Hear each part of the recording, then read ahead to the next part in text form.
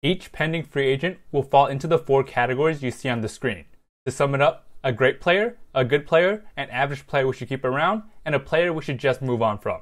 I'm going to say what I think the Raiders should offer, but also guess what will actually happen to the player during free agency. We start with Denico Autry. Autry is a solid rotational pass rusher. That's worth a lot of money in free agency.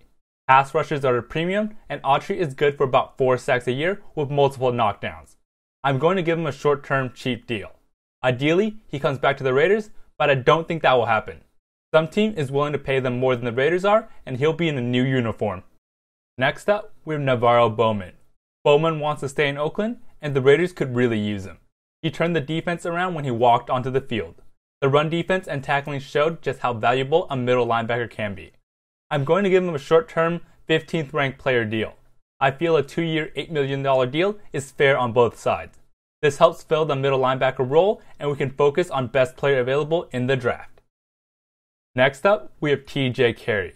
Carrie has exceeded expectations as a 7th round draft pick. He was by far the best and most consistent corner the Raiders had last year. He's a solid starting slot cornerback in this league, and that's worth a lot of money. I want him back on a short-term top 15 deal, but my guess is he'll be gone. Sun team is going to pay him a lot of money and outbid the Raiders. We move on to John Kondo. Kondo has been solid long snapper in the NFL for a long time. His contract is up, and he wasn't paid a whole lot to begin with. You really don't appreciate Kondo until he's gone. I say we re-sign him on a short-term deal. He plays an underrated position, and continuity isn't a bad thing. Not really a big deal if he leaves or not, though. Next up, we have Justin Ellis. Justin Ellis is what he is at this point. He's a good run stuffer that doesn't offer much in the passing game. He's an average defensive tackle that the Raiders haven't been able to upgrade. Ellis is welcome back on a short-term cheap deal. The Raiders need bodies at defensive tackle, and the Raiders know him best. Again, not really a big deal if he leaves. Now for the longtime Raider, Sebastian Janikowski. Janikowski was arguably the Raiders' best player during the lean years. He was consistent and still has a cannon of a leg. He was paid a lot of money over the years, but I feel it's best the Raiders move on. The nostalgia in me wants to keep him around, but the money might be best spent elsewhere. Giorgio Tavecchio has proven to be quite reliable in the meantime. Next up, we have cornerback Keith McGill. McGill came to the Raiders as a 4th round pick and never really fit in with the defense. He has the size and speed, but wasn't really a football player. The times he was on the field looked awful, and it's surprising he lasted this long. The Raiders should let him go.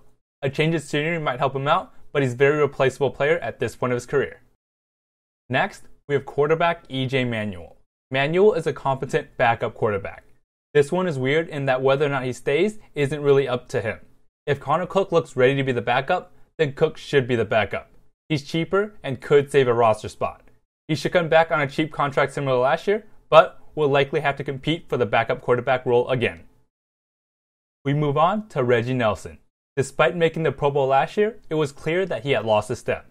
He had timely turnovers, but the speed and reaction just isn't there anymore. Part of me wants him to stay for leadership, but I don't think he's worth keeping around. Maybe Paul Guenther will be able to convince McKenzie to keep him around, but the Raiders should move on and get younger. Lastly, for the pending free agents, we have Lee Smith. Smith did a lot of the dirty work. He was a great blocking tight end and was sneaky as a receiver. He was never going to have a big passing game, but he was sneaky enough to get a few first downs to keep the defense honest. Smith is fine, but I feel as though his skill set is very replaceable. The Raiders are better off using that money elsewhere and moving on.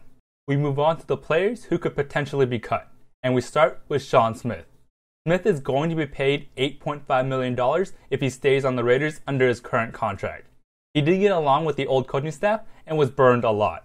However, he was deployed properly with John Pagano and showed that he is a viable starting cornerback.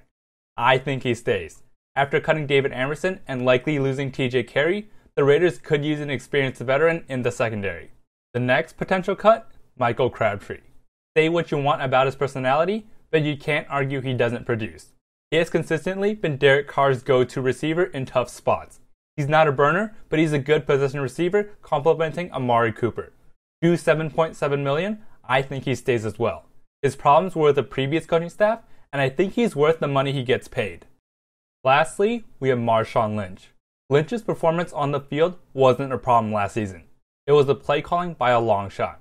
He came out of retirement to play for home, but his contract is expensive. He's a running back over 30, making $6 million a year. There are mumblings about maybe him messing up the chemistry. If that's true, the Raiders have to cut him. If not, he needs to restructure his contract, or the Raiders are better off using that money elsewhere.